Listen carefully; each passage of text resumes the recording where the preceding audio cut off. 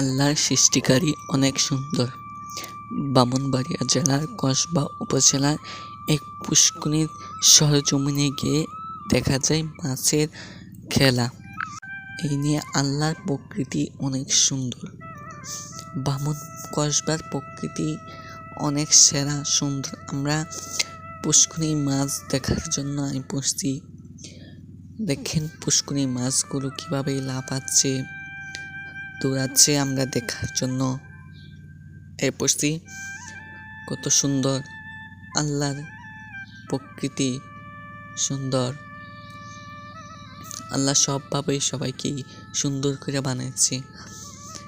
এমন এক মাছ পানি পেতে থাকে এরা অনেক সুন্দর করে। দেখেন কিভাবে মাছ লাফাচ্ছে, খেলাচ্ছে এরা।